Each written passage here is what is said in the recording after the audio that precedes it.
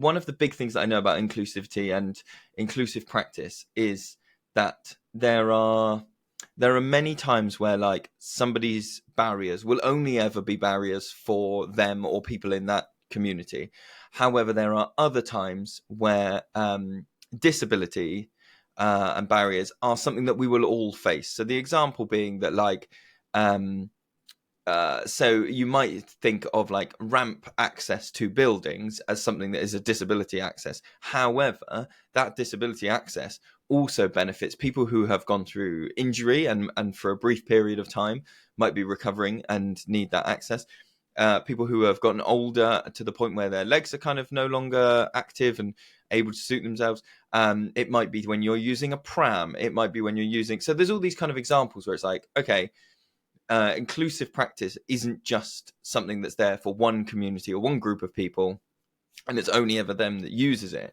And so I was thinking about the speech and language kind of bias and wondering, well, yeah, there are times for almost everybody I've ever known where they would probably say that either they needed to communicate non-verbally.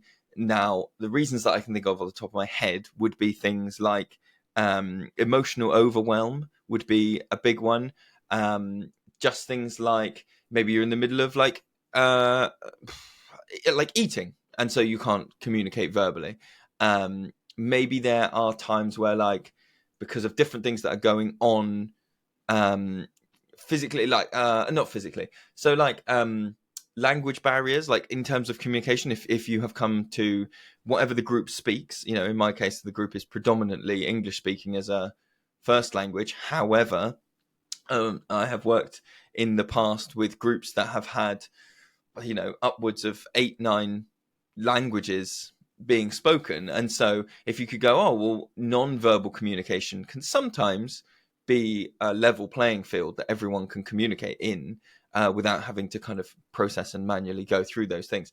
So I wanted to kind of dig into this kind of language bias and go through some examples, see how it unfolds, and maybe through hearing this, you might kind of have some reflections of your own. So one thing that I wanted to look at was like, if we encourage non-verbal cues with verbal ones, how would that change the interactions that children have and how they build relationships? Because as well as it being kind of an open access thing that everybody can kind of get involved with, I think that having a language bias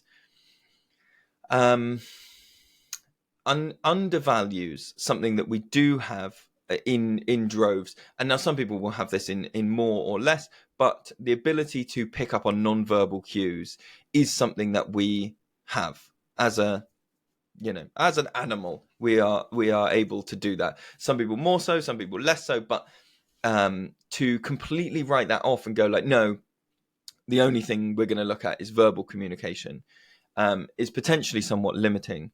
And I was thinking about particularly how it comes across. Now, this is a really tricky area, is in terms of like play cues and consent-based things. And that, so we have for a while in our sessions, you know, and I know lots of practitioners do this thing. You practice all the things like stop means stop. Everybody's, you know, allowed to say stop, I don't like it, and whatever's happening stops, which is an incredibly like powerful piece of autonomy to give people, to be able to say like, you can just say stop, everybody will stop. However, if compounding factors such as language barriers or emotional overwhelm or some other things that I'm going to look at later on, if those things mean that actually spoken language is not a tool at your disposal at that point in time, then have we done people a disservice by only encouraging them to say, you listen when people say stop? And then what we're potentially doing then is losing all that learning about other cues, about like facial expressions and body language and, you know, all those other cues that people can give out, that the other participant in that scenario, the person that's doing something that is upsetting or making someone else feel uncomfortable, that a good big part of their learning should be picking up on non-verbal cues, because those often come earlier in an interaction.